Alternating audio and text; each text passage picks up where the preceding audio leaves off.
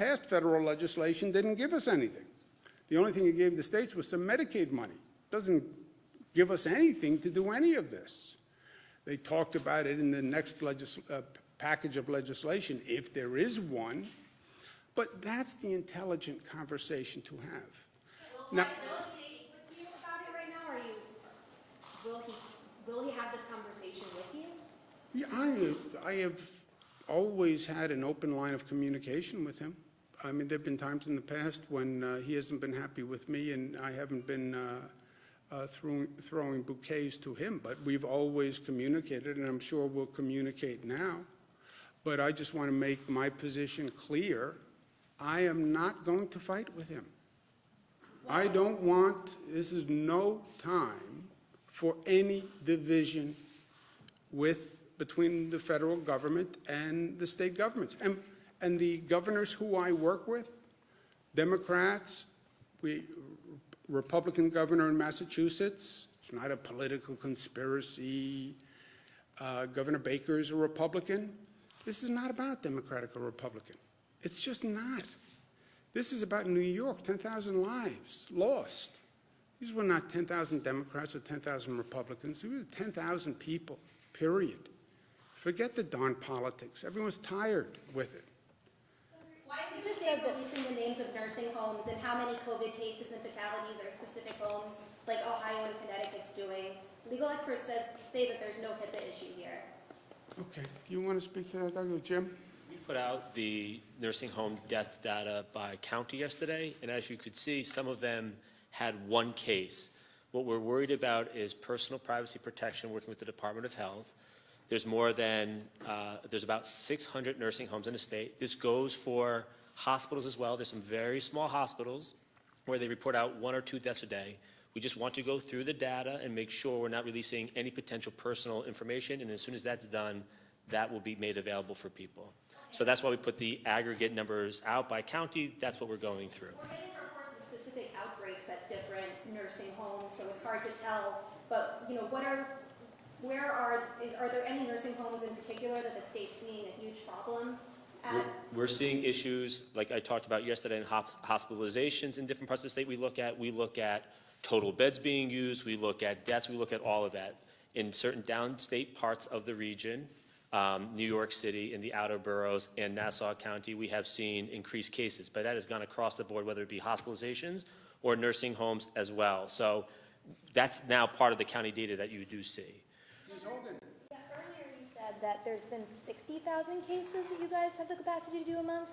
But, so one, is that true? 60,000 a month. But then Mayor de Blasio said that they're going to start being able to do 100,000 tests a week.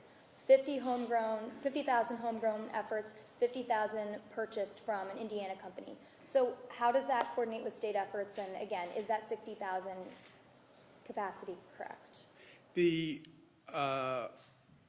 signed on the dotted line, what's happening with the testing companies is the same thing that happened with medical equipment, PPE and ventilators. There are just a handful of companies that produce the private tests. And they're all private tests, by the way. A handful of companies that do it, and now every state is going to those companies to buy the tests.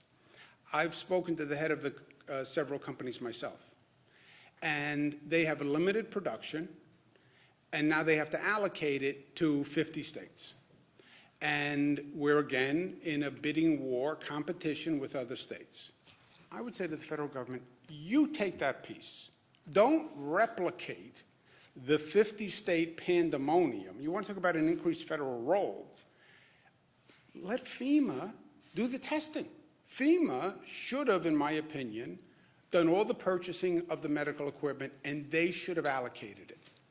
Why am I now competing for private testing capacity and private testing machines with Illinois and California?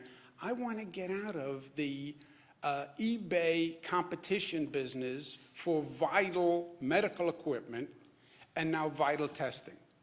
I would say to the President, you take it. God bless you. Because you have different bids and different promises from companies to different governments all across the country. Like I bought 17,000 ventilators, and then I didn't get, we only got about 3,000, 2,500, the same thing's going to happen with the testing.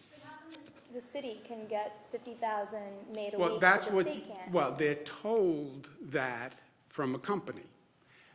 Do I believe we're going to see those numbers actually produced? No, because I think the same thing is going to happen that we just went through for the past month, where those companies are going to get oversubscribed, they're then going to bid up the price, and it's going to go to the highest bidder. We learned this lesson. I saw this movie. I just lived it for the past month. It cost taxpayers tremendous amounts of money. Private companies got very rich. You want to talk about going to a new phase with a different model? Let's inform it from the past model. Tell FEMA, you buy all the tests for the country, allocate them by need. This is where the cases are. New York, you're X% of the cases. Illinois, you're Y% of the cases. Massachusetts, you're Z% of the cases. The federal government is going to buy them, and then the federal government is going to allocate them. Not this, let's give each government or level of government functions that they perform best.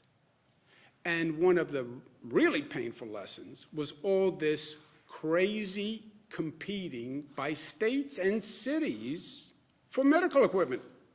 We're going to do that again? That makes no sense. Governor, the accuracy of the serological tests, and what's the plan if those can't get scaled up in the way that you think is needed to reopen?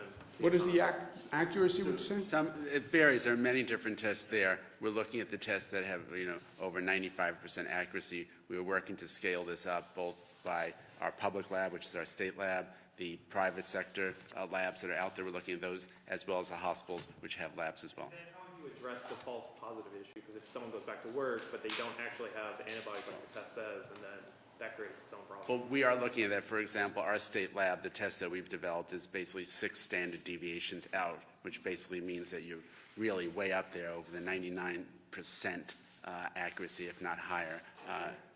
But you are right. Can I just follow up? You are right. There are different private sector tests with different accuracy rates. And that's one of the other complications. Go buy tests. Or whose test, which test, what level of accuracy. And that, I think, it's something we have to figure out one way or the other. But I would say that's something the federal government should take. What's the capacity on that at this point? How many antibody tests can you do? You mentioned a couple of thousand, Right, so the state, will be by next week at 2,000 tests that we will be able to do per week at that point. 2,000 tests per day next week, yes. That still seems like a long way to go in a state of 19 million people, though, Right, but that's that part, but we're also working with some of the private sector companies to be able to get in the tens of thousands of tests, as well as the hospitals. Several hospitals have developed tests. There are different ways to do these tests. You could do it as a blood test.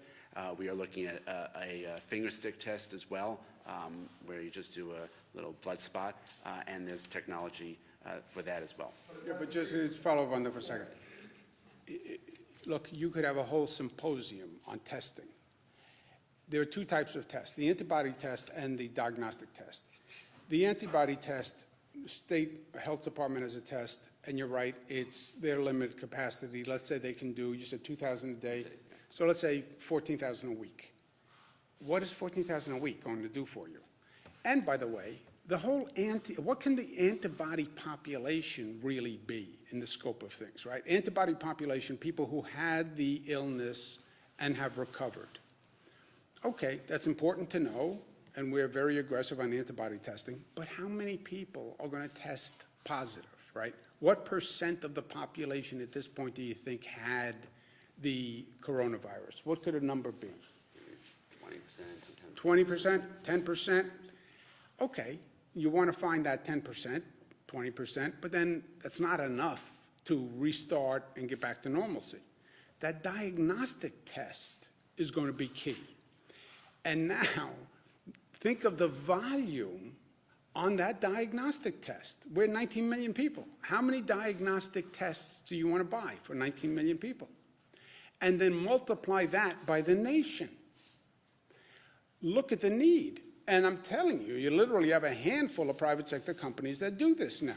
Well, how do you scale that up? I don't know. How did you get a rocket ship 220,000 miles back from the moon 50 years ago? Not stopping. Look, we have no visitors going to a nursing home. You want to hear, talk about a harsh policy. No visitors, it must be close to a month. You're in a nursing home, you can't get visitors. The staff has to be checked when they come in every day. But by the way, taking somebody's temperature, that's not a foolproof mechanism. And any one of those staff members could be walking in with a spark in their pocket, to torture the metaphor. And that population is so vulnerable, it just takes one staff member who didn't have a temperature, but did have the virus to walk in, and now you're going to have a serious problem. You want to comment on that? The point that the government just raised is that the crux of all this, that they're individuals with multi-organ system, many other problems, heart problems, diabetes, asthma, respiratory problems. Their immune system is just not as good or as robust, and so they get sick with whether it's this or the flu, and they end up in the hospital. Many of the patients that you had mentioned that sick and die, a lot of those, they were transferred to the hospital, but at 95 years of age with multiple medical problems, it's a tough battle for them. And look, Giuseppe, what you've learned is you've learned your strength and your weakness, right? You've learned that you can control the virus, and that's a powerful lesson, because we weren't always sure that we could, right? But you've also learned your weakness. You cannot hermetically seal society. You can't hermetically seal a nursing home. You can't put it in a bubble and say, I can protect these vulnerable people. You can't. You can't. Isolation, no visitors, every staff member has to be checked. An ember, one ember, finds its way in, and then it is fire through dry grass. Governor, in the city of Rochester yesterday. By making. Go ahead, Nate. Governor, in the city of Rochester. I want to try to get everybody who wants to ask a question to do it. I also need visual aids. But in the city of Rochester yesterday, there was a 100-person vigil after a shooting there, and it was apparently okayed by the mayor. Is it appropriate to hold large gatherings like that one? Videos online show that people were not likely social distancing during this. Well, look, I don't know the specifics, and I don't want to comment on the specifics, but we spent a lot of time not only saying there should be no large gatherings, we even said no large gatherings during religious holidays, which a lot of people are unhappy about. But look, that was the first, at least learn the lesson, right? Learn the lesson of New Rochelle. New Rochelle, Westchester. Oh, that's New York City. No, it's not. It's not a dense urban environment. It's in a suburban community. And that was one person in religious gatherings. That could happen anywhere in the country at any given time. So we learned that lesson, and we've been advocating that. I mean, I couldn't be more clear on it. Who didn't ask it? We'll do this, and we'll do, go ahead. Are your advisors already discussing legal options should the conversations with the White House break down to that point? And what could it mean for the reopening process and the coalition with the other states if that challenge had to survive several layers of appeal and potentially drag on for months? Yeah. It takes two to tango. It takes two to get into a fight. It takes two people to get into a litigation. I am not interested in fighting with the president. And I can't be more clear in that. I'm not going to allow anything bad to happen to the people I represent, right? I see my job very clearly. I get hired by the people of the state of New York to fight for them and to protect them. I'm trained as a lawyer/advocate. Grew up at the kitchen table with Mario Cuomo, a natural-born lawyer/advocate. I will fight with all my might to protect New Yorkers, but I don't think it comes to that. I do not want to fight with the president. He is wrong on the law. I don't think this is a legal issue. This is no time. You don't even have the luxury for the argument. And there's too much to do for everyone. There's just too much to do. I can't do it. He can't do it. I'm not even sure how quickly we can do it together. So what's the fight about? Go ahead. That was actually exactly my question, but have you talked to the AG about Come up with a new question, fast. Have you talked to the AG about that at all? No. Got to be a better question than that. Go ahead. Would there be an argument of like state sovereignty, I guess? 'cause That you would said- be the argument. Yeah, Constitution. you said on TV this morning that there I'd would be call Alexander Hamilton. Thank you, guys.